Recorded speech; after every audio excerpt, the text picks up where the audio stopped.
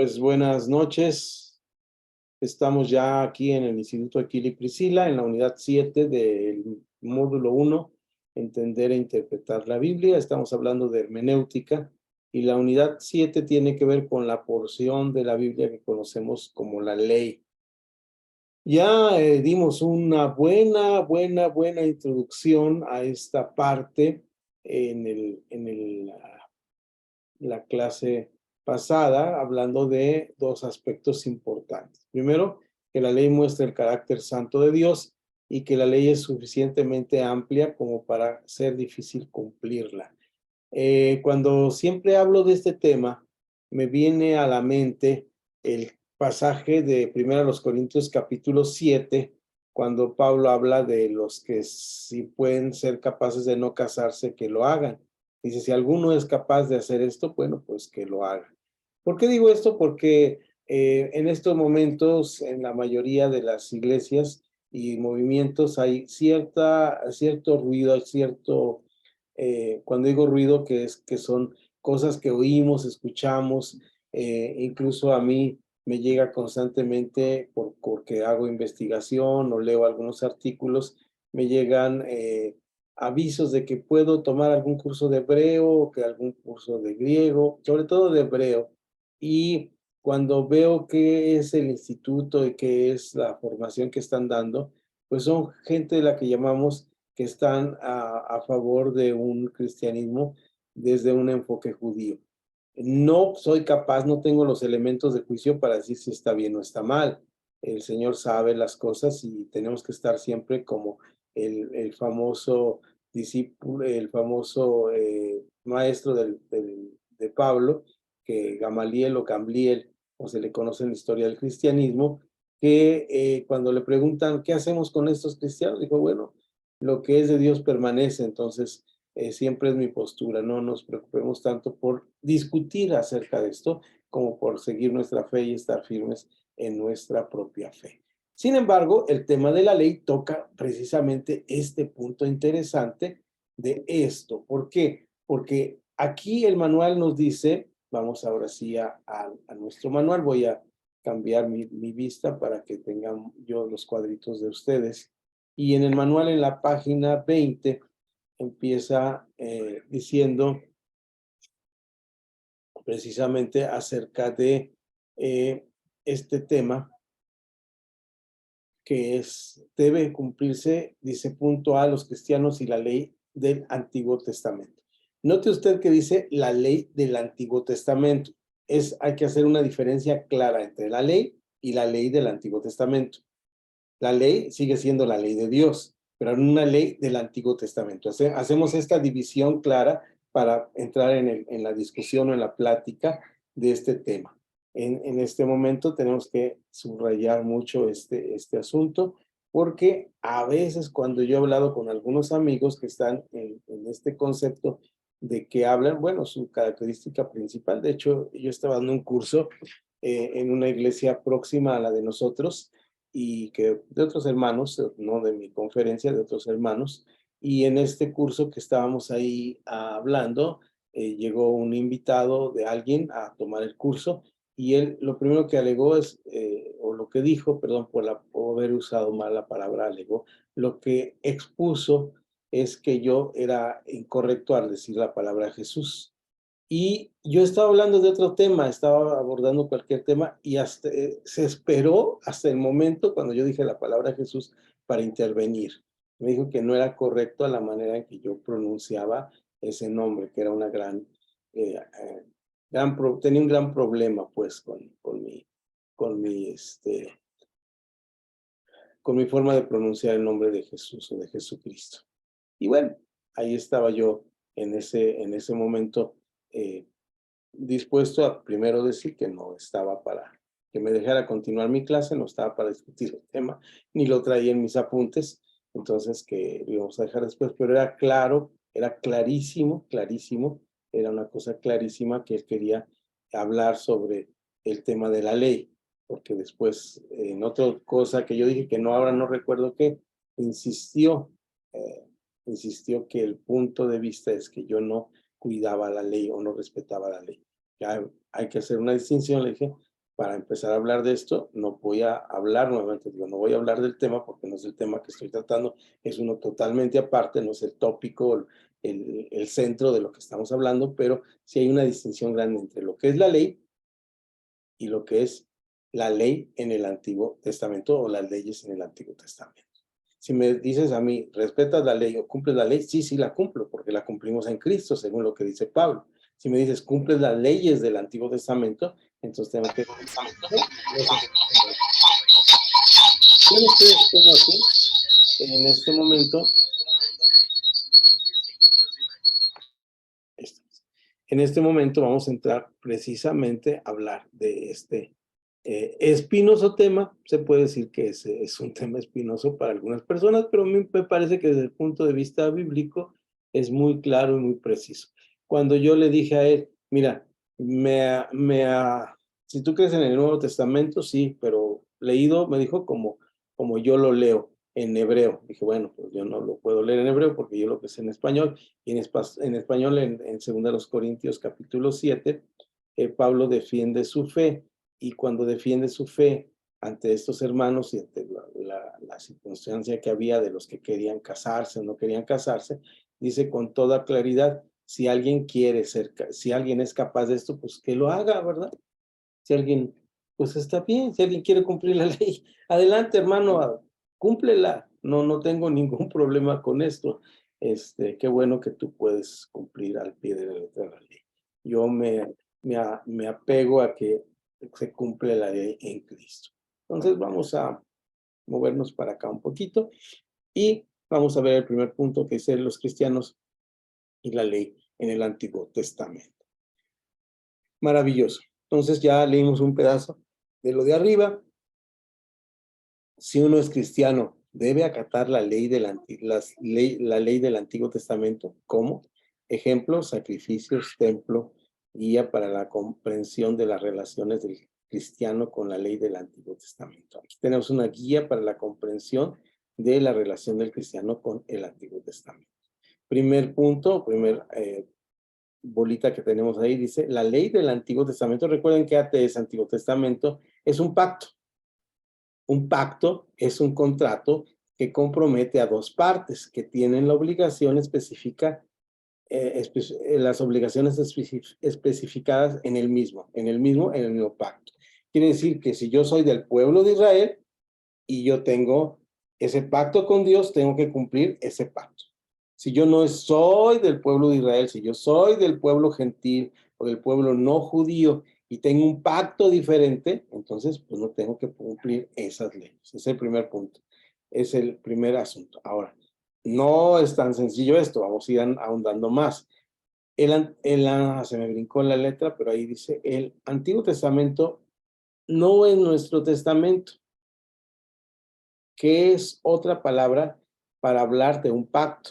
Testamento es la otra palabra para hablar de un pacto. Se dice, son palabras sinónimas iguales. Pacto o testamento. ¿De acuerdísimo? Pacto o testamento son palabras iguales. Para no olvidarlo, vamos a poner aquí. Pacto, si me equivoco ahí me van diciendo. Y luego aquí el signo de igual, como dicen los gringos, igual a testamento. Ay, mi niña, me equivoqué. Testamento, ahí está, ¿no? Entonces, pacto es igual a testamento. Esto tiene que quedar clarísimo en nuestra mente cuando hablamos de lo que es el pacto y de lo que es el testamento. Pacto es igual a testamento. Entonces, esto es lo que tenemos que empezar a hablar y decir aquí para entender si los cristianos debemos o no debemos comprender o entender la ley de esta manera. Algunas disposiciones en el antiguo pacto no han sido renovadas en el nuevo pacto. Hasta ahí hay un punto y aparte. Quiere decir que hay algunas que pueden ser que estén renovadas, ¿verdad? Entonces, aquí quiere decir, ¿qué parte de la ley debo cumplir en el antiguo pacto? ¿Cuáles son las partes que debo cumplir? Hay lo que llamamos preceptos universales que están en el fondo, fíjense bien lo que voy a decir, en el fondo que no se pueden mover. Nosotros le llamamos las cosas que agreden a Dios. En la ley hay cosas que agreden a Dios que siguen siendo parte de lo que nosotros debemos o tenemos que cumplir. Son los mandatos o las leyes que nos hacen apartarnos del pecado, pero vamos a hablar de eso más adelante con más calma. Entonces ahí llegamos al punto. Las leyes del Pentateuco se encuentran en dos categorías principales, ninguna de las cuales se aplican ya a los cristianos. Ninguna de estas partes de las leyes del Antiguo Testamento se aplican ya a los cristianos. ¿Cuáles son estas partes de las cuales ya no se aplican a los cristianos? Las leyes civiles de los israelitas. Es decir, había una serie de leyes que decía, si tú vas por tu casa y se rompe tu cerca y tu animal se mete y se come la planta de tu vecino, entonces tienes que pagarle tanto parte de lo que hiciste. Esas son las leyes civiles. Son las leyes civiles que pues no tienen ya una vigencia práctica en nuestra sociedad ni en nuestra cultura. Aún dentro del pueblo judío tienen que hacer adaptaciones o adecuaciones para cumplir estas leyes, ¿verdad? Y luego, la otra parte importante que ya son leyes no cumplibles son las leyes rituales. ¿Cuáles son estas leyes rituales? Pues son aquellas que dicen, estos son los mandamientos que te doy para que los cumplas, pero como no los vas a cumplir, estas son las leyes para que estés bien delante de Dios. Entonces, ofrecerás un sacrificio de tal característica, llevarás los panes y tus trigos de tal manera, y había todo un proceso ritual de sacrificio hasta el momento en la llegada de nuestro Señor Jesucristo, que Él es nuestro actual sacrificio. Él es nuestro actual sacrificio. Entonces, todas estas leyes rituales dejan de tener una vigencia o un valor práctico para los cristianos, de acuerdo a lo que nos dice el manual. Si alguien tiene alguna idea, algún comentario, puede comentar ahora. Pasamos perdón, tuve una gripe durante toda una semana y ahora me queda un poquito la tos, ya saben que esa se va. Dice aquí la página 21, dice, un nuevo contrato puede ser muy diferente al contrato viejo, pero no tiene que ser diferente por completo. Jesús dio una nueva ley que no invalida a la antigua. Es decir, la nueva ley está basada en lo que había de fondo en la antigua ley. Es decir, parte de la ley de Dios eran principios eternos que no son negociables ni se pueden cambiar. Esta parte debe ser una parte que no podemos cambiar. Es decir, estos momentos en los cuales decimos los cristianos, no vivimos bajo la ley, no quiere decir que estamos desechando la ley de Dios, que son leyes eternas, principios que sustentan el universo mismo. Estamos diciendo que hay leyes civiles y leyes rituales que ya no son aplicables a nosotros como cristianos porque ahora vivimos bajo un nuevo pacto, pero este nuevo pacto está basado o tiene sus raíces profundas en el Antiguo Testamento y en las leyes del Antiguo Pacto. Parte del Antiguo Pacto, voy a moverle a ver si no se nos brinca mucho, por ahí les voy a pedir que me ayuden al ratito a leer, pero ahorita vayan a ver si tienen ahí por ahí Mateo 22:40. Aquí tenía yo mi Biblia virtual, a ver si no se me cerró. Si no se me cerró, aquí lo tenía yo a la hora de que doy clases, siempre se me mueven las cosas de mi lugar, de mi escritorio virtual. Bueno, ahorita lo revisamos, no quiere abrir. Vamos a ver. Bien, entonces vamos a ver. Parte del antiguo pacto es renovado en el Nuevo en el Nuevo. Algunos aspectos de la ley ética del Antiguo Testamento se restablecen en el Nuevo Testamento como aplicables, a los cristianos. ¿Qué quiere decir que hay una ley ética? La forma de comportarnos, ser diferentes como pueblo de Dios sigue siendo parte de las leyes del Nuevo Testamento. La base principal de la ley ética del cristianismo se encuentra en el capítulo 5, 6 y 7 de Mateo, en el famoso conocido sermón de la montaña, que ya hemos hablado algunas veces. Entonces, Mateo 22:40, ¿qué nos dice? Aquí lo tenía, mira, se me escondió acá, pero acá está. Si van a 22:40 de Mateo, en la 60 que tengo aquí, habla de 2 mandamientos. Sí están ahí conmigo en 22:40. Depende toda la ley. ¿Cuáles son estos 2 mandamientos que vamos a decir que es el fondo? ¿Los recuerdan ustedes? Amarás. Todas las cosas y a tu prójimo como a ti mismo. Exactamente, pastor. Esta es el fondo que no se puede mover. Dice, hay 2 cosas que no voy a mover. Hay 2 cosas que siguen siendo ley eterna y universal para todo el resto de la humanidad.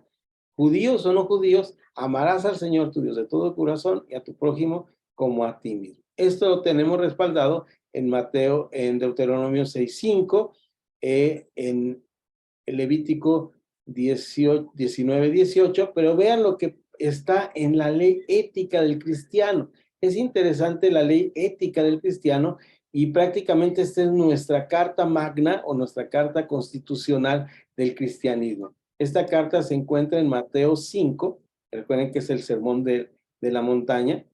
Siempre hablo de este pasaje de Mateo 5 y he dicho algunas veces que ahí están mis 2 tíos famosos, los he hecho famosos estos 2 tíos. Y estos 2 tíos son Macario, porque ahí la palabra Macario es en el griego bienaventurado, y la palabra Irene, la tía Irene, porque la tía Irene es la palabra en griego paz, ¿verdad? Entonces dice bienaventurados los pacificadores. Y los pacificadores, la palabra correcta sería hacedores de paz o constructores de paz. Entonces, el ser bienaventurado y construir la paz es la ética del cristiano.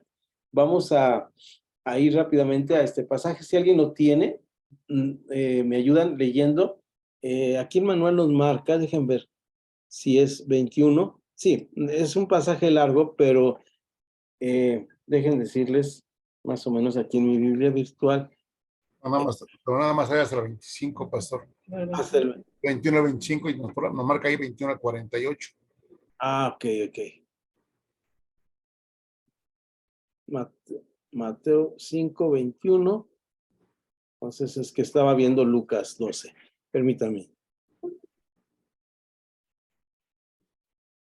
Sí, nomás hay hasta el 48. Esto está mal ahí Sí, nada más hay hasta el 25 nada más. Sí. El 5:21 al 25. Es Mateo 5.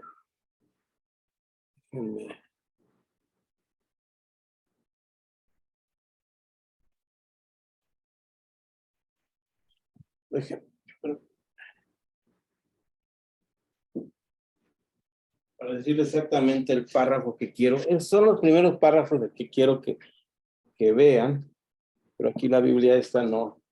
La virtual no la conozco como esta.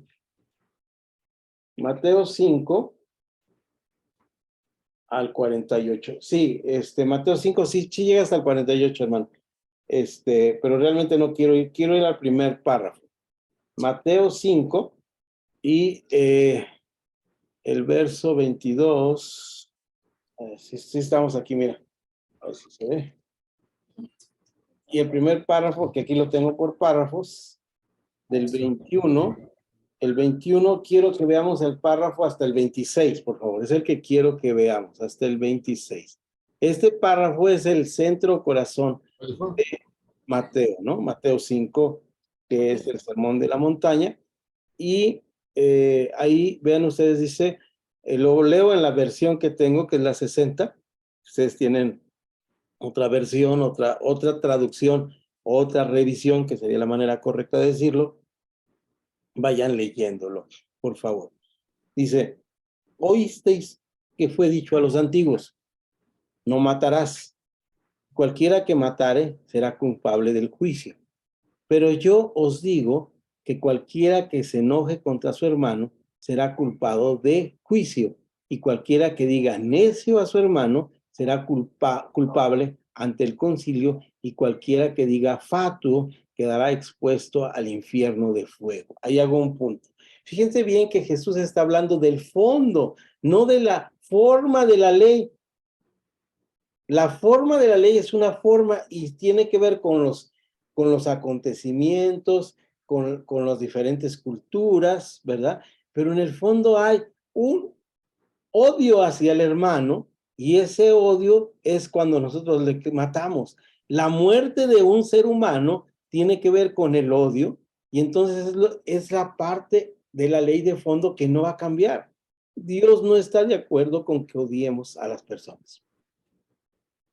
Se ha manifestado el odio como se ha manifestado. Y es tan drástico que Dios que dice, en ese tiempo que ustedes vivían, en el Antiguo Testamento se manifestaba como matar. Entonces, nosotros que vivimos en un mundo civilizado, entre comillas, podemos decir, oye, pues es tan fácil cumplir la ley. Yo si cumplo el de no adulterarás, no matarás, son pecados muy graves que uno no anda por ahí matando a la gente ni cometiendo adulterio. Pero aunque hay gente que lo hace, pues. Pero nosotros como cristianos estamos así como separados de esos pecados. Pero dice, si en algún momento te enojas con tu hermano, carambas, pues ahí es otro punto, ahí está en el fondo, porque el fondo del mandamiento es cuando yo tengo algo contra mi hermano, entonces lo que Dios no quiere o piensa que no está bien. Por tanto, si traes tu ofrenda al altar y ahí te acuerdas de que tu hermano tiene algo contra ti, es interesante esta parte, no que tú tienes algo contra tu hermano, que tu hermano tiene algo contra ti. Pablo dice ya en 2 Corintios, que hemos citado ahora, antes en el capítulo, creo que 6, no recuerdo ahora, pero dice, a nadie damos ocasión de tropiezo para que nuestro ministerio no sea vituperado, dice Pablo, en 2 Corintios. De tal manera que Pablo lo que está diciendo es, no doy ningún motivo para que mi ministerio o mi trabajo sea vituperado. No es que yo le hice algo al hermano, el hermano tiene algo contra mí. Oye, hermano, no me gusta que dé clase con tazas que tienen el fondo verde. Hermano, disculpa. En el caso del hermano que llegó a mi clase en esta iglesia aquí en Tlajomulco, yo le dije, sinceramente, qué pena que no estemos de acuerdo y lo lamento mucho que te cause. Porque él me dijo, es que me causan ustedes un problema porque no mencionan el nombre de Jesús correcto y además blasfemian mencionando el nombre de Dios. Pero discúlpame, no era mi intención lastimar tu corazón y tu vida. O sea, no quiero lastimarte, hermano. Sinceramente no quiero lastimarte. Por favor, no estés en la clase porque es mi lenguaje, es mi forma de expresar. Si tú no estás de acuerdo conmigo, pues qué pena. Pero hasta aquí, ¿no? Entonces vamos al manual regresar. Perdón, me ha quedado esta tos, como dice mi abuela, tos de perro, ¿no? Entonces, aquí vemos cómo el fondo es este, ¿no? Hay cosas que no debemos cambiar. Vamos al siguiente puntito, ya que vimos esa parte de Mateo 5, 21, 48. Parece que está correcto, ya lo vi aquí, pastor, pero gracias por la indicación. Toda la ley del Antiguo Testamento es todavía, perdón, acá se me brincó, ya no alcancé a leer. Ya lo regresé. Toda la ley del Antiguo Testamento es todavía palabra de Dios para nosotros, aunque ya no sea mandato de Dios para nosotros. Esa es una frase muy interesante. Deja de ser palabra de Dios que diga ahí en Levítico que si tu vaquita se salió del corral, no deja de ser palabra de Dios. Era palabra de Dios en ese momento, sigue siendo palabra de Dios para nosotros, pero ya no es un mandamiento. Ya no es un mandamiento que diga, no es un mandamiento en este sentido, que quede bien claro, no es un mandamiento en que si no lo hago, me voy a ir al infierno. Me voy al infierno y dice Jesús muy claro, en San Juan, el Evangelio de San Juan, capítulo 3, versículo 18, dice, no es que vayan a ser condenados, ya están condenados si no creen en mí. Por eso sí si no creo en Jesús, si no doy frutos dignos de arrepentimiento, si no doy frutos de que Él me salvó, entonces sí estoy en un grave problema. Si yo falto a una de las leyes de Dios, pues tengo castigo naturalmente. Y tengo que estar a cuentas con Dios. En Gálatas 6, Pablo dice, si alguno se cree espiritual, entre ustedes restauren a los que fallan. ¿No es cierto? Ahora, esto no nos da permiso para andar pecando, naturalmente. Esto nos debe decir esto que vamos a ver, fíjense bien. Y ahí está en el siguiente viñeta. Solamente lo que haya sido renovado, explícitamente la ley del Antiguo Testamento, puede considerarse como parte de la ley de Cristo. Por eso, vean ustedes, vamos al libro de Gálatas. Pablo es muy específico en Gálatas. Gálatas es un libro ese es un libro para leerse de una sola entrada. Permítanme. Un problema es aquí con...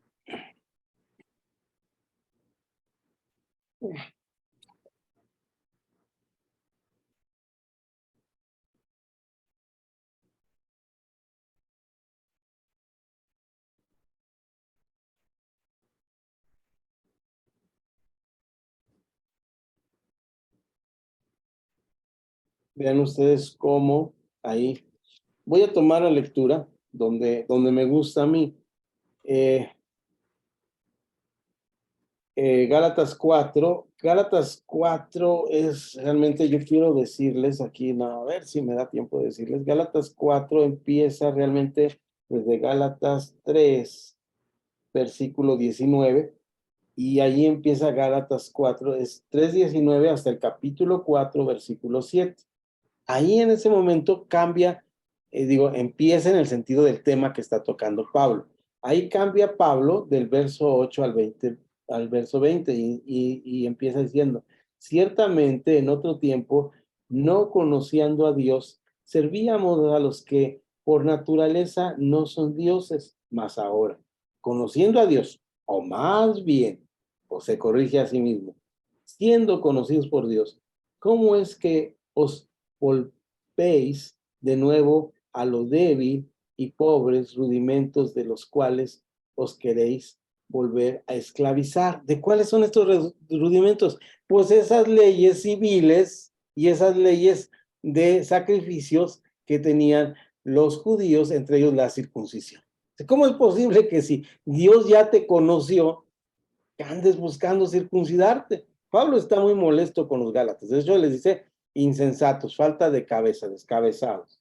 ¿Sí?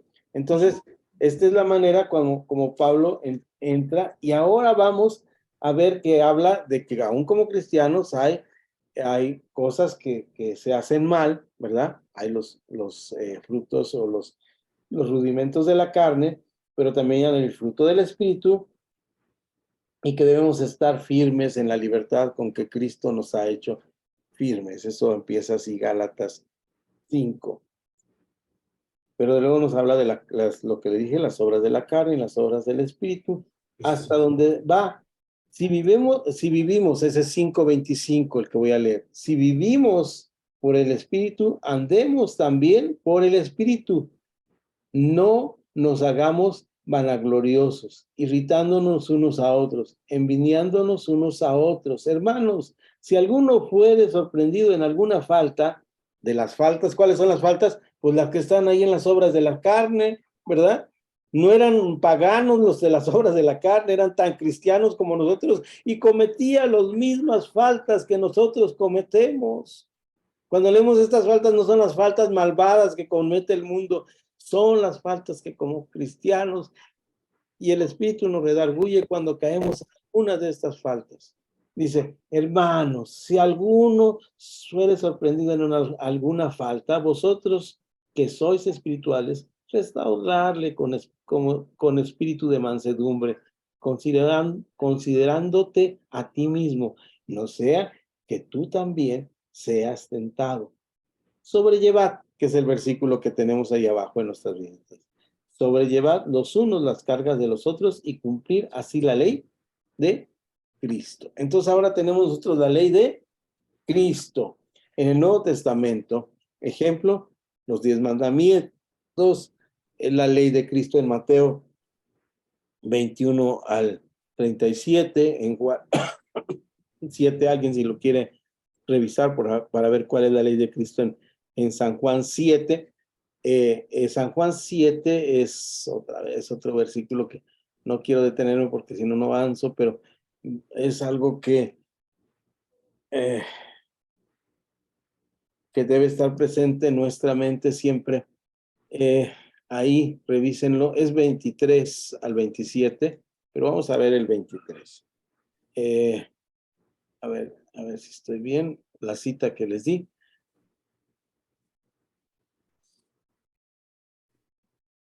Sí, es este pasaje de San Juan.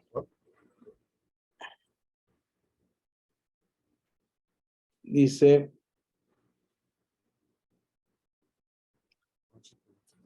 si recibe el hombre la circuncisión en el día de reposo, ¿para qué? Para que la ley de Moisés no sea quebrantada. Os enojáis, ¿verdad? Está hablando del sábado, está peleándose con lo que el sábado hace. Dice, bueno, dice que no trabajen, pero les circuncidan el sábado. Esta es la pregunta de Jesús. Os enojáis conmigo porque en el día de reposo sané completamente a un hombre. No juzguéis según las apariencias, sino juzgad según el juicio. Decían entonces uno de los de Jerusalén, ¿no es este a quien buscan para matarle? Se lo buscaban para matarle porque él era un hombre que hablaba con la justicia de Dios. Pues mirad, habla públicamente y no le dice nada. Esto es interesante. Lo buscaban para matarle, salía a hablar en público y no le decía nada. Y ahí quedamos con esta parte que quería comentar. Seguimos con el manual, por favor. Los dos grandes mandamientos es lo que debemos seguir en Deuteronomio 6:5. Vamos a ir y cómo debemos tener este conocimiento. Deuteronomio 6:5 es el famoso Shekinah, ¿no? Ese Shekinah tiene que ver, oye Israel, ¿recuerdan? Perdón, estoy diciendo mal la palabra hebrea. Es Shema es la palabra. Se me vino otro nombre a la cabeza. Shema, así como, ¿se acuerdan que Samuel quiere decir oye? Dios oye, Shamael. Entonces, la palabra Shema es escucha, Israel. Tu Dios uno es, ¿verdad? Amarás al Señor tu Dios de todo tu corazón, de toda tu fuerza, de toda tu mente y de toda tu fuerza. Y dice, amar al Señor es saber que Dios es uno, ¿verdad? Y que este Dios uno tienes que darlo a conocer a través de tu propia vida. ¿Alguien tiene ahí Levítico 19:18 para no ir a mi Biblia? ¿Me lo puede leer? No te vengarás ni guardarás rencor a los hijos de tu pueblo, sino amarás a tu prójimo como a ti mismo, yo Jehová. Ahí están los dos mandamientos, ¿verdad? Los dos mandamientos que resume Jesús como los dos fundamentos. Ahora sí, vamos a pasar al punto B, por favor. ¿Alguna duda o punto de aclaración hasta aquí?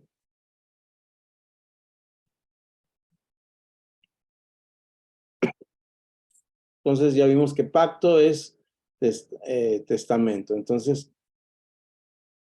el papel de la ley en Israel y en la Biblia. Vamos a ir a este tema.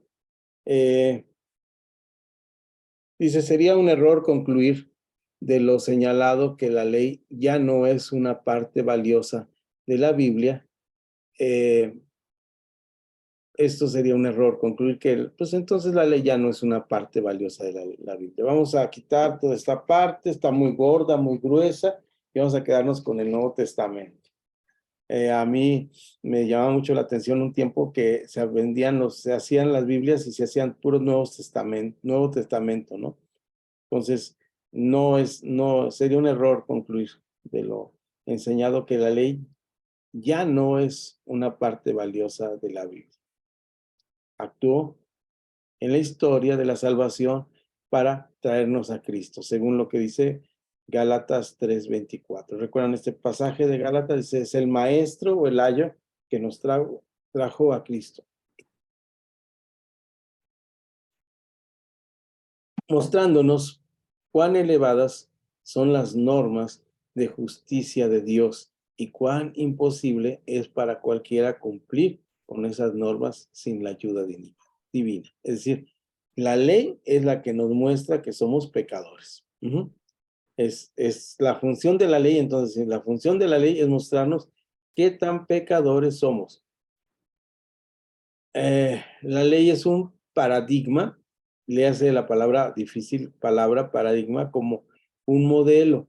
La palabra paradigma, podríamos decirlas en español más actual, es como un molde, así como cuando hacemos un pastel. Si nosotros tenemos un pastel en forma de corazón, pues el pastel nos sale con una forma de corazón. Un paradigma es un molde sobre el cual vaciamos nuestro conocimiento. Entonces, la ley es un paradigma, es decir, la ley nos está mostrando que somos pecadores, es un modelo. No es una lista completa de todas las cosas que uno podría o debería hacer para agradar a Dios en el Israel del Antiguo Testamento. Antes bien, la ley presenta ejemplos o muestras de lo que significa ser leal a Dios. Esta es la parte, fíjense bien, esta es la parte que si ustedes se separan de lo malo, pueden vivir de acuerdo a mi voluntad haciendo estas cosas, pero no abarca todo, de tal manera que el mismo pueblo de Israel tiene que añadir una serie de leyes o normas extras para vivir la ley de Dios a su cabalidad. Entonces aquí vamos bien con esta parte. Me perdí porque brinqué la hoja, pero antes bien la ley presenta ejemplos o muestras. Aquí estamos bien. Ahora sí vamos con los puntitos ahí y vamos a ir viendo. Hay varias leyes que tienen que ver. La primera es la apodíctica, otra palabra que no vamos a ver más que con el ejemplo que dice ahí. Hay leyes que son muy evidentes, o sea, naturalmente tenían que ser leyes de Dios. Eso no hay ni vuelta de hoja, como decía mi abuela. Los mandamientos como estos, que son directos, positivos o negativos, son los que se llaman leyes apodípticas o evidentes. Ejemplo, Levítico 19, de 9 al 14. Tienen aplicación general y les dicen a los israelitas las cosas que deben hacer o evitar para cumplir su parte en el pacto de Dios. Es bastante obvio que tales leyes no son exhaustivas, minuciosas, es decir, vivan la vida así, de esta manera, y van a estar bien con Dios. Vamos a Levítico, ¿alguien lo tiene? Son pocos versículos, 19, 9 al 14. ¿Lo leo? Sí, por favor, Pastor Juan. Cuando sigas la mies de tu tierra, no segarás hasta el último rincón de ella, ni espigarás tu tierra segada, y no rebuscarás tu viña, ni recogerás el fruto caído de tu viña. Para el pobre y para el extranjero lo dejarás. Yo, Jehová vuestro Dios. No hurtaréis y no engañaréis, ni mentiréis el uno al otro, y no juraréis falsamente por mi nombre, profanando así el nombre de tu Dios, yo, Jehová. No oprimirás a tu prójimo, ni le robarás. No retendrás el salario del jornalero en tu casa hasta la mañana.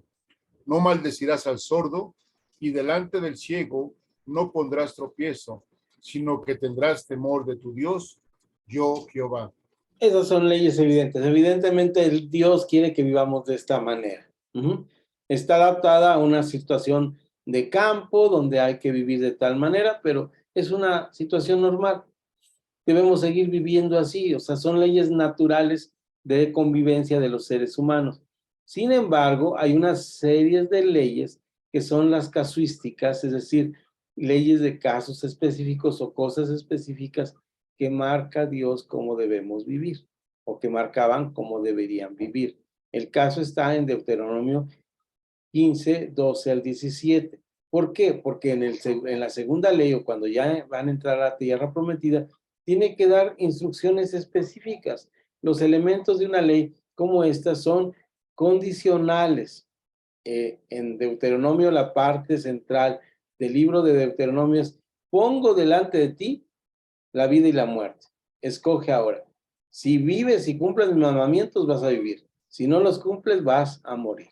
Entonces, tengamos en cuenta que estas leyes son específicas para un momento dado, específicas en el sentido de que debemos cumplirlas, en el sentido de cumplimiento, no de que por esto vamos a ser salvos, porque es el punto a discutir. Y, por ejemplo, nos da aquí el ejemplo de Deuteronomio 15.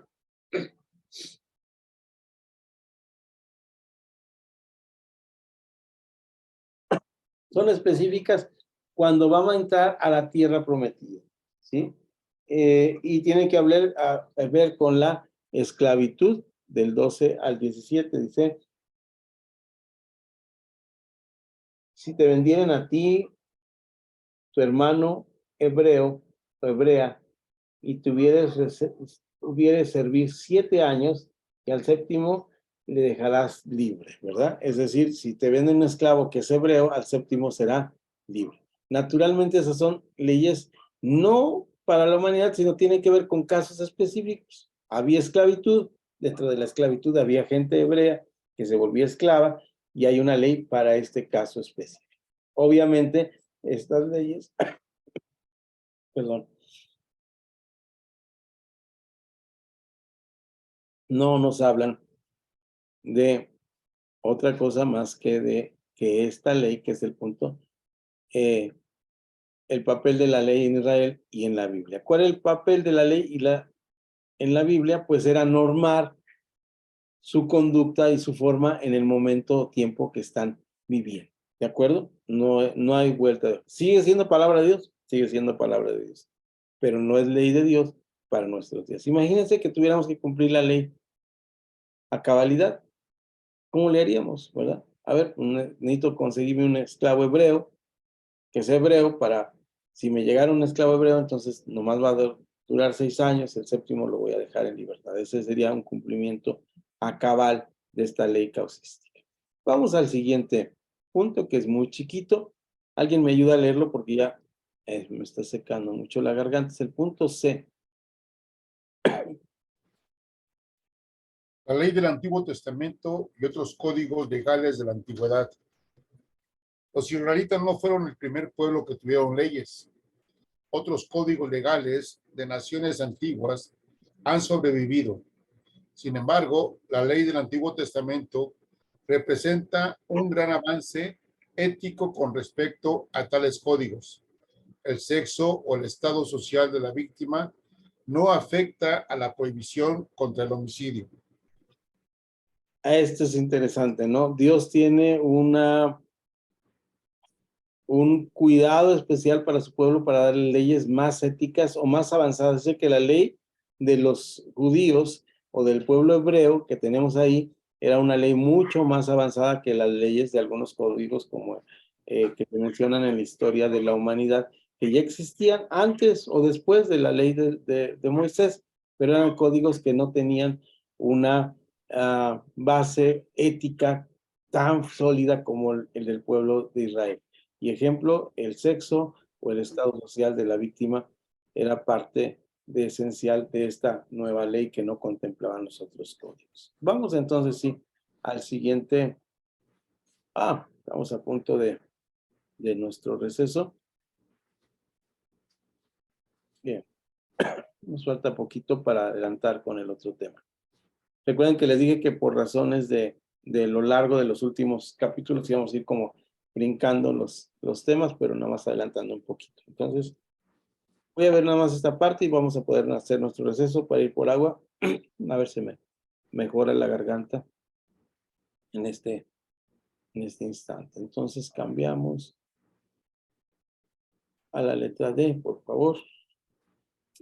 La ley del Antiguo Testamento como beneficio hecho a Israel. Este es el punto donde vamos a detenernos un poquito ahí en nuestro receso para ir viendo ahí. Ahí quisiera yo ver esta parte, este parrafito. Nos vamos a gastar un poquito más de tiempo, pero es importante. La ley no podía dar vida eterna. Esto es importante. La ley no podía dar vida eterna. Es decir, quiero estar bien con Dios. ¿Cumplo toda la ley?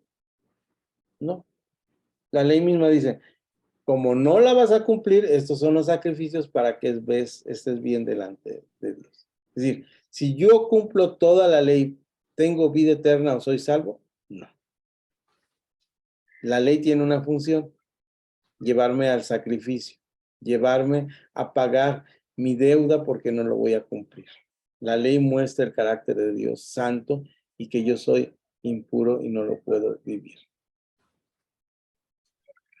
Si verdadera justificación delante de Dios, sí, ni verdadera justificación delante de Dios. No puede salvarme ni verdadera justificación delante de Dios. Pues no había sido dada con este fin. Vamos ahora sí, ayúdenme a ver lo que Pablo declara enérgicamente en el famoso Romanos 2:17. Recuerden que Pablo empieza a hablar a un pueblo que no conoce, a una iglesia que no conoce acerca de Dios, cómo Dios ha revelado su ley, porque hay este concepto humano de reflexión que tenemos como humanos y decimos, bueno, pero entonces, ¿cómo Dios puede ser justo si antes no conocían la ley o el evangelio y mucha gente murió sin haber conocido esto? Entonces vamos a ver cómo en Romanos 2, Pablo empieza a mencionar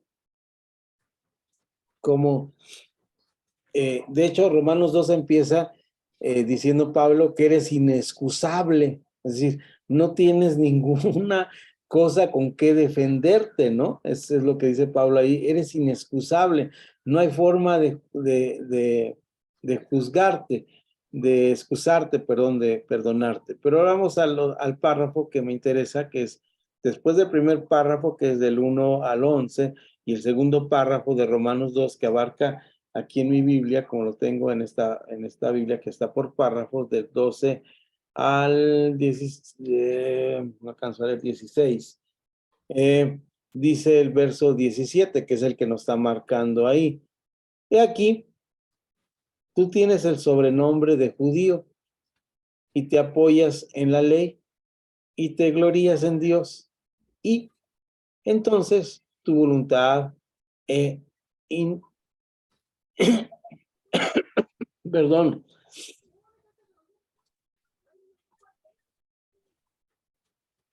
vuelvo después de Dios, y conoces su voluntad, instruido por la ley, apruebas lo mejor. El judío está en esta situación.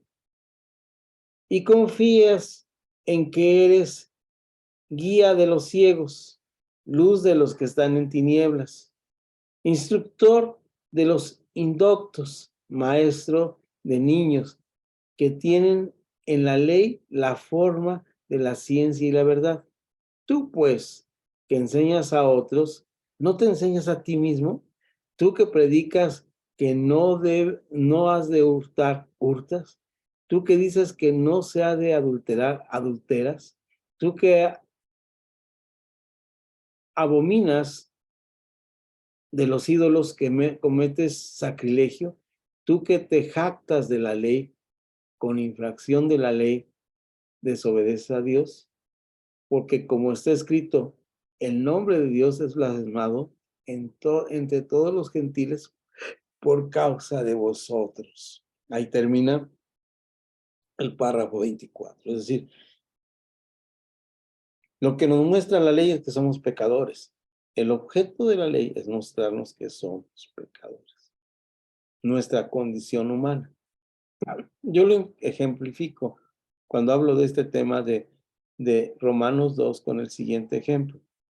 Cada uno de nosotros ve que yo tengo aquí una pared sólida que divide aquí su casa, están todos invitados, cuando gusten venir, de la casa de mi estimado vecino de al lado, mi vecina con sus niñitos. Esta pared la divide. Yo tengo una limitación física. ¿Cuál es esa limitación física?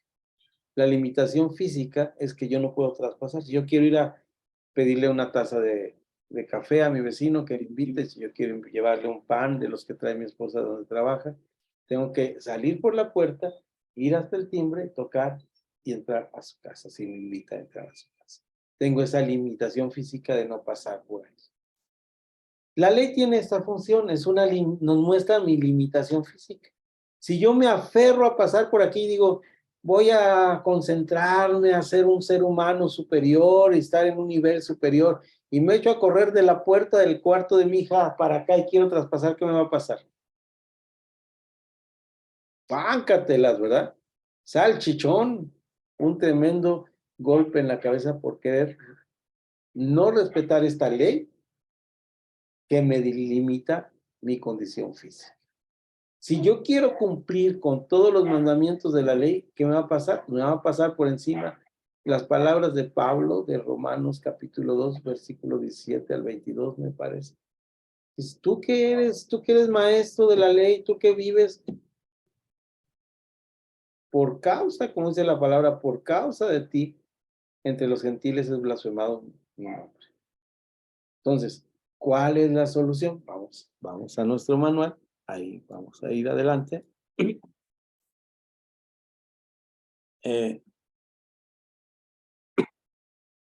Bueno, el Santiago, el 3:20 también, ya que estamos aquí con Pablo, y no nos quedemos solo con Pablo, sino vamos también con el hermano Santi Jacobo, también podemos ir todos, casi parte de lo que repetimos de memoria en muchos de nuestros cursos cristianos, cuando hablamos del capítulo 3, que realmente me gusta el capítulo 2 porque sigue ahí con lo que estamos hablando, y el verso 17, aquí tú tienes sobrenombre de judío y te apoyas en la ley. 2:17, voy a ir un poquito atrás. Te apoyas en la ley y te glorías en Dios y conoces su voluntad. Instruido por la ley, apruebas lo mejor y confías en que eres guía de los ciegos, luz de los que están en tinieblas. Ahí lo que ya leímos, y ahora sí vamos al capítulo 3. ¿Qué ventaja tiene pues el judío? 3:1. ¿O de qué aprovecha la circuncisión? Versículo 2. 3:2. Mucho, en toda manera. Primero, ciertamente que les ha sido confiada la palabra de Dios, es decir, por el judaísmo, por la ley, tenemos la palabra de Dios. El que Dios nos muestre que no puedo pasar por esta pared, esa es la ley de Dios que fue dada por alguien que me dijo, mira, esta es la ley física que te permite que no pases. Alguien te dijo esto, quien te lo dijo tiene esta gran ventaja de haberlo sabido. Pues que si alguno de ellos ha sido incrédulo, su incredulidad habrá hecho nula la fidelidad de Dios. De ninguna manera. Ver 3:4. Antes bien, sea Dios veraz y todo hombre mentiroso, como está escrito, para que sea justificado en tus palabras y verás cuando fueres juzgado. Y ahora sí vamos al versículo que nos termina todo este párrafo, que es el verso 3:19. Pero sabemos que toda la ley dice, lo que la ley dice, todo lo que la ley dice, lo dice a los que están bajo la ley, para que toda boca se cierre y todo el mundo quede bajo el juicio de Dios. Es decir, la ley fue dada para que el mundo esté bajo juicio, punto y coma, ya que por las obras de la ley, ningún ser humano será justificado delante de él. O sea, por más que pienses y te mentalices en cualquier cosa, no vas a pasar por la pared. Date cuenta de esto, ser humano. Vuelvo a repetir el verso 20. Ya que por las obras de la ley, ningún ser humano será justificado delante de él. Porque por medio de la ley es el conocimiento del pecado. Romanos 3:20. El fin de la ley es mostrarnos el carácter santo de Dios. El fin de la ley es mostrarnos que somos pecadores. Entonces, íbamos a ir a Santiago, ¿verdad? Recuerdan ustedes que Santiago, Jacobo, era el hermano de Jesús, y se le puso este nombre al libro porque cuando se pusieron títulos se dio cuenta los que escribieron que ahí puso el nombre en el primer capítulo, en el primer versículo, Jacobo. Y entonces ellos le añadían Santo Jacobo. Entonces en el latín sonaba como Santo Jacobo. Entonces en el español se le puso Santiago, ¿verdad? Abreviándolo así, contrayéndolo es el Santiago, el Santo Jacobo. Entonces en el Santo Jacobo, en el capítulo 2, versículo 20, no vamos a ver, que es una pregunta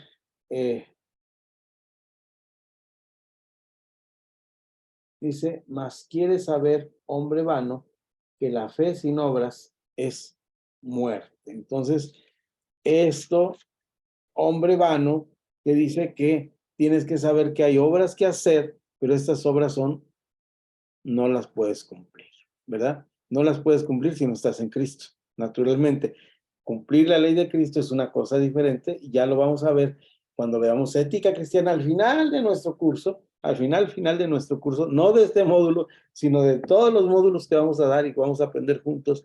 Vamos a ver que hay una manera de vivir una vida cristiana delante de Dios aceptable, que es a través de la ley de Cristo. Y esto no lo voy a decir yo, ni lo voy a platicar yo, eso la palabra de Dios lo dice. Ni siquiera lo vamos a descubrir yo como un descubrimiento, sino lo estamos descubriendo día a día en nuestra relación de vida cristiana y vamos a compartir juntos cómo es que podemos vivir la vida cristiana en nuestra fe y siendo líderes en nuestras iglesias y siendo parte del trabajo de Dios en nuestra tierra.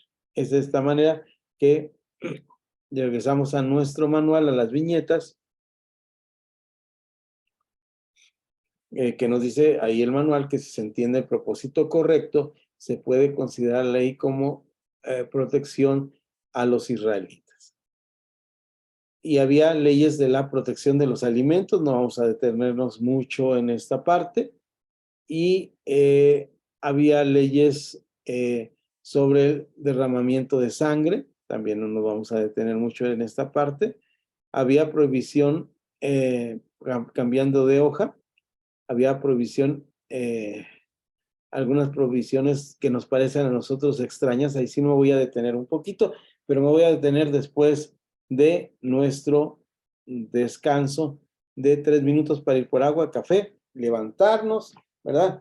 Vamos a pararnos, vamos a tomar nuestra silla, ahí pueden, y vamos a levantar, bajar, y nos vemos. Voy a parar un momento la grabación para que no se nos gaste nuestra carrete de grabación y nos vemos dentro de 5 minutitos. A las 8:09 yo empiezo a hablar aquí, por favor, para que todos ustedes estén listos para entrar de nuevo.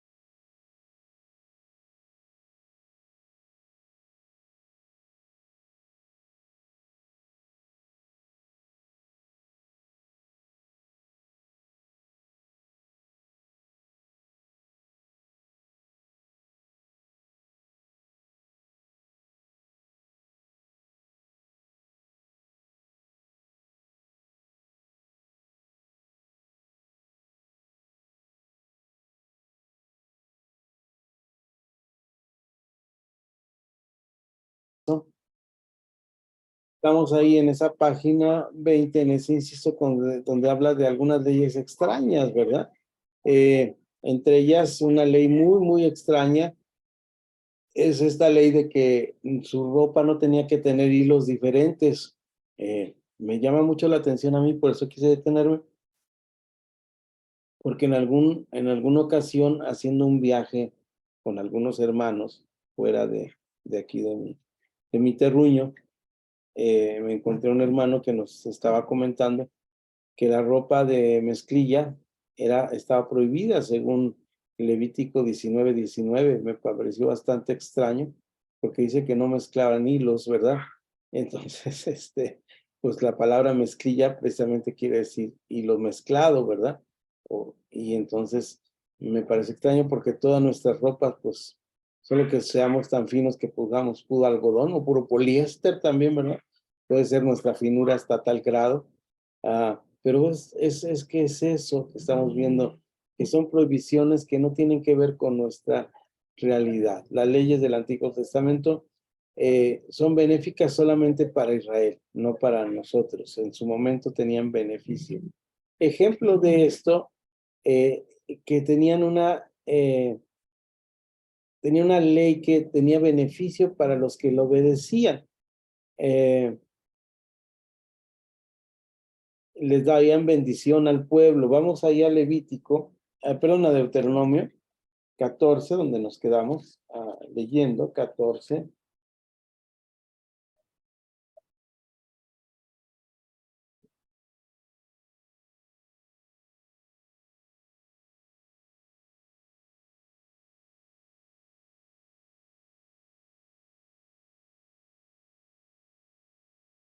Y esta ley tiene que ver con que los que trabajaban de la casa de Dios recibían un diezmo especial cada determinado tiempo, porque ellos no recibían el beneficio de todo el pueblo, ¿no? Entonces, son las leyes que eran de beneficio para los que vivían ahí en la casa de Dios.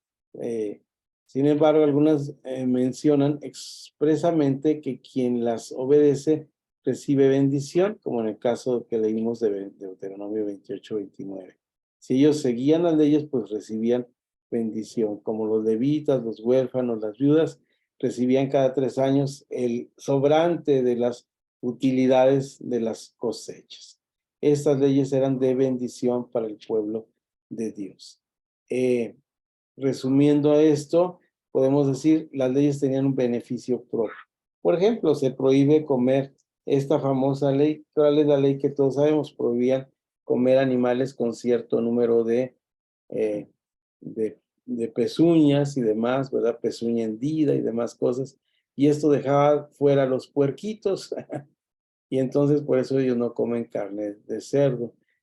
Pero ¿qué les beneficiaba en ese momento? Pues tenían beneficio de que en el desierto sin refrigerador, pues era fácil que se echara a perder esta carne. ¿Qué otro beneficio tenían? Tenían leyes de salubridad, de sanidad, en cuanto a su higiene, en cuanto a su manera de vivir, que les traía ciertos beneficios. Pero estos beneficios eran meramente beneficios particulares para el momento. No tenían que ver para nosotros. Lo que sí tenían que ver para nosotros, si es la ley, es que tenían que decirle que tanto ellos como nosotros no éramos capaces de cumplir la ley y de esta manera, pues estamos fuera de la ley de Dios para cumplirla. Entonces, aquí termina la parte de la ley, pero como les dije la vez pasada, vamos a aprovechar unos minutitos para hablar del siguiente tema, para la siguiente clase ya entrar al tema directamente. ¿Dudas, preguntas sobre la ley antes de que abandonemos el tema? Para que no quede ahí nada de duda. Por ahí José pues va a tener que aventarse la primera hora del video de la pasada, pero bueno, ahí queda grabado. Por eso precisamente grabamos para que puedan tener esta parte. Entonces ahí vamos a dejar nuestro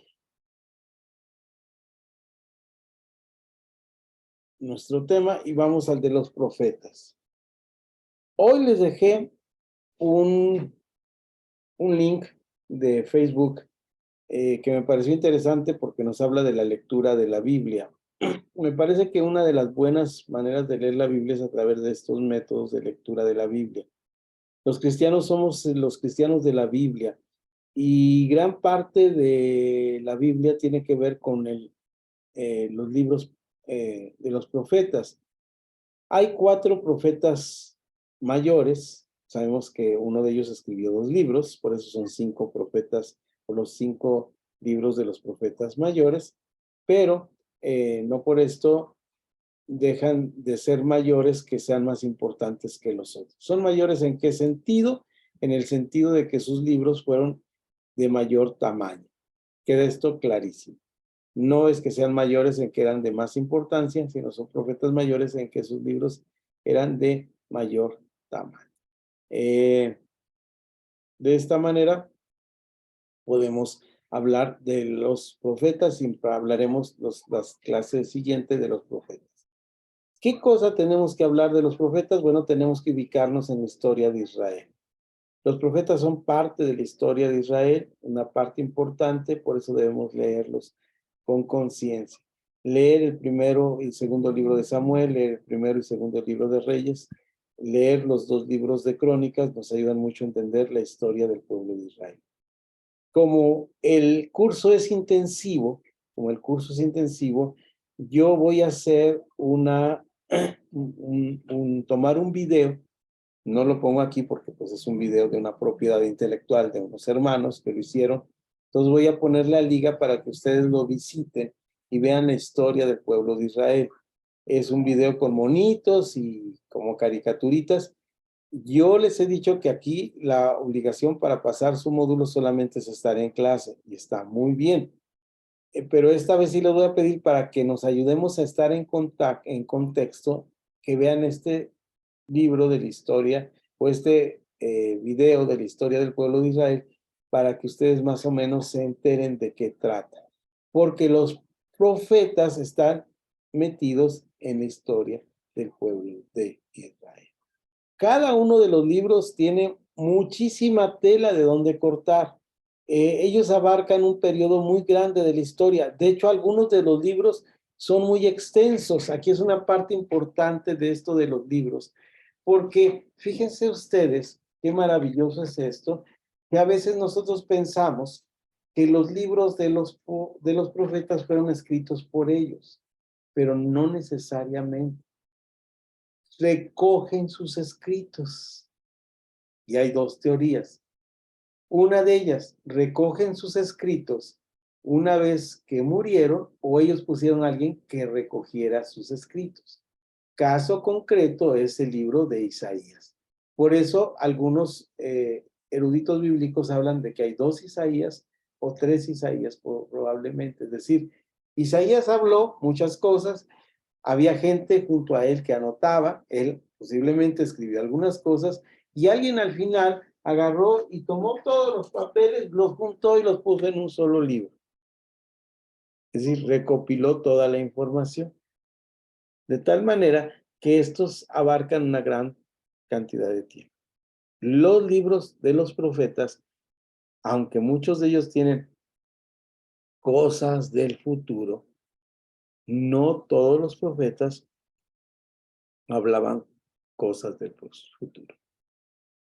La palabra profecía viene de una palabra de sus raíces en nuestro español que dice quien profesa, quien habla algo. Y en el caso de la Biblia, el profeta es quien habla la palabra de Dios. Hablar del futuro, esto se llama escatología. Hablar de las cosas venideras se llama escatología. Recordemos esta palabra, escatología. Escatología, porque la vamos a estar mencionando constantemente, es hablar de cosas del futuro. Por eso decimos que tienen una visión escatológica. ¿Quién tiene una visión escatológica? El libro clásico de los profetas mayores es Daniel. Él nos habla de las cosas que van a venir. Libro del Nuevo Testamento, pues Apocalipsis, que le vamos a dedicar un tiempo completo en las siguientes clases. Ahora bien, estos libros de los profetas tienen un amplio espectro de tiempo que abarca del año. Acuérdense ustedes, no traje ahora mi pizarra para explicárselos, pero pues a lo mejor, ¿quién dice que no podemos sacar aquí una pizarrita? A ver, me dicen ustedes si se ve.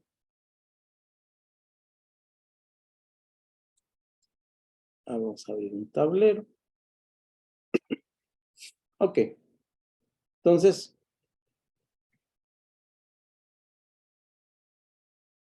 ahí ven una línea, ¿verdad? Espero que vean una línea. Aquí al centro de la línea está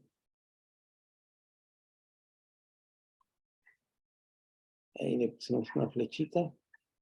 Está para allá. Esta flechita es el pasado. Y aquí está el nacimiento de Cristo, ¿verdad? Es lo que llamamos la era cristiana. El año 0. Para acá los años van, para acá van para adelante. Ahorita estamos en el año, recuerden ustedes que ya estamos en el año 2023. ¿Están ustedes de acuerdo que estamos en este año? Todos estamos en este año. Antes de Cristo, pues los años iban para atrás. Es decir, el año 1 antes de Cristo es un año antes de que naciera Cristo. Quiere decir que los profetas vivieron del año 760, vamos a poner aquí el año 760.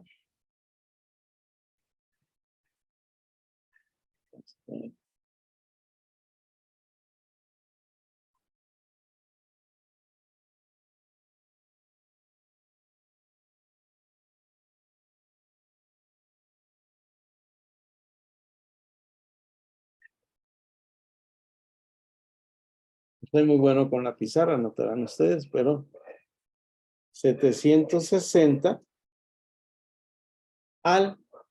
y aquí vamos a poner el 460.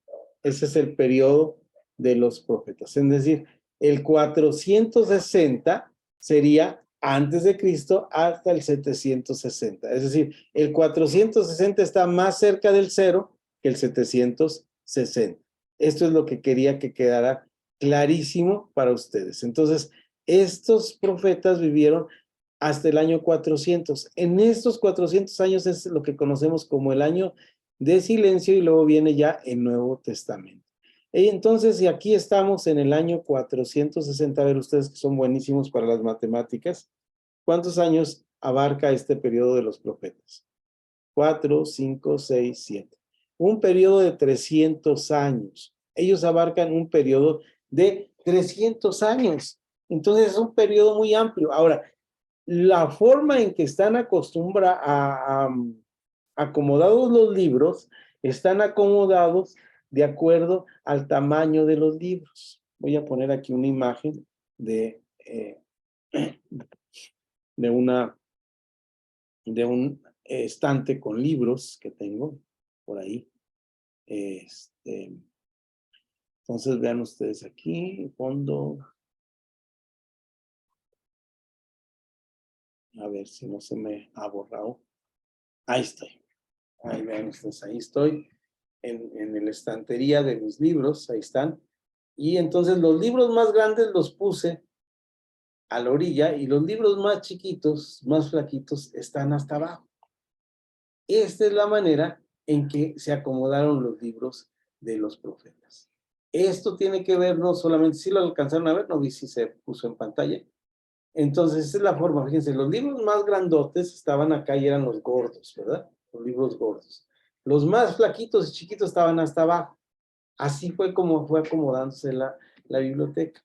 Cuando nosotros hablamos de los 5 profetas mayores y de los 12 profetas menores, no están en orden ni cronológico ni de importancia, sino en función del tamaño de sus libros.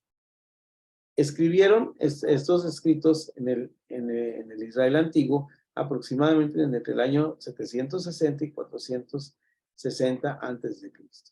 Contienen una extensa colección de mensajes de Dios y muy importante para nuestro conocimiento. Estos profetas pertenecieron a 2 pueblos de Israel que ya estaba dividido.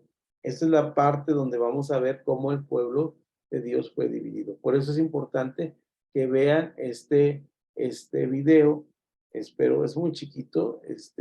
Y entonces iniciamos aquí con los profetas y ya terminamos la siguiente clase. Dice, escrito en el Israel antiguo aproximadamente entre el 760 y 460, dijimos 300 años, contienen una extensa colección de mensajes de Dios. La distinción entre profetas mayores y menores no se da por edad de los mismos ni por importancia entre ellos y otros. La diferencia se hace solo por la extensión o brevedad de sus escritos. Ejemplo, Isaías tiene 66 capítulos y a cambio Abdías es un buen ejemplo de un libro pequeño escrito en un solo capítulo. Ahora, algo que no menciona aquí el manual, para no hacernos muchas bolas, porque es importante no dar mucha información cuando queremos enseñar algo, pero yo quiero enseñárselos, pero tómelo como un mensaje aparte que no tiene que ver con nuestro manual. Estos profetas vivieron en dos reinos distintos. Eran o profetas de Israel, ¿verdad? O profetas de Judá. Eran los dos, el reino de Israel y el reino de Israel. De Judá, perdón. Uno tenía 10 tribus y otra solamente tenía 2 tribus. Es decir, eran un país que se había dividido. ¿Han oído ustedes de países que se dividen en dos partes? Bueno, México está dividido en dos partes. Es tan diferente el norte como el sur, ¿verdad? No está dividido políticamente, pero son dos países en uno o muchos países, no lo sé. Pero imagínense que de repente diga el gobernador, nuestro flamante gobernador, que no me acuerdo ahorita cómo se llama, de Jalisco, diga, pues Jalisco es un territorio aparte. Bueno, fuimos parte de México, pero ahora nosotros somos el independiente estado de Nueva Galicia, Jalisco, y somos un país aparte con nuestro propio país. Así en ese tiempo se les dividió el país. Lo que era un Israel solo bajo el mandato del rey David y luego de su hijo Salomón se dividió por Joroboam y Roboam en la historia del pueblo de Israel. Y entonces los profetas tienen que ver con esto, con estas dos partes. Es lo que quiero que quede en sus mentes. Los libros que vamos a leer tenemos que ubicarnos históricamente en qué momento está. ¿Qué otra por parte vamos a ver? Pues debemos saber que estos escritos no son, ya se los dije, pero lo recalco una vez más porque es sumamente importante, no son en su totalidad cosas del futuro. No leamos los profetas como cosas totalmente del futuro. Ejemplo, Isaías, ¿verdad? Aunque habla del Mesías prometido, aunque expresa muy bien el sacrificio de Cristo, también habla de su realidad, ¿verdad? Habla de su tiempo, cómo vivió. Otro, el siguiente, Jeremías, sí habla de cosas del futuro, pero su mayoría de los escritos son del futuro inmediato. Él está diciendo, pecaron, se van a ir al cautiverio. Y los otros malvados perversos decían, no, voy a contratar otro profeta que me hable de cosas del futuro más buenas, ¿verdad? Si te estoy pagando, háblame cosas buenas. De tal manera que pues lo tuvieron que echar al hoyo. Por eso tiene su segundo libro, por eso son 5 libros de los profetas mayores, que es Lamentaciones, donde se lamenta de que Israel no se haya arrepentido. Dijo, arrepiéntete, vuelve a Dios. Ahora, todos estos profetas, algunos de ellos narran historias, no solamente son profecías, sino narran historias de lo que pasó en su momento. Algunos son antes de que vayan al cautiverio, otros son después del cautiverio, otros son dentro del cautiverio, porque es otra parte importante que tenemos que denotar. Israel fracasó en estar bien delante de Dios y su castigo, y se lo dice muy claro en Deuteronomio. Dice, pongo delante de ti la vida y la muerte, y si no me obedeces, te voy a llevar cautivo a tierras donde no has estado. Y así fue. Lo interesante de los profetas es que son el testimonio de la destrucción de una nación entera, de 10 tribus, que dejaron de ser 10 tribus y fueron destruidas, diluidas, pulverizadas a nada. Y entonces el pueblo judío queda solamente como representante, como Judá, y la esperanza del Mesías solamente queda en la tribu de Judá. Y es ahí como viene nuestro Salvador y la historia que ya conocemos. Bien, He terminado el tiempo. ¿Dudas, preguntas hasta aquí? Coméntenme, por favor, ¿qué les parece entrar con los profetas? Está interesante. ¿Quién ha leído alguno de los profetas? ¿Cuál es su profeta favorito? Vamos a terminar con este ejercicio.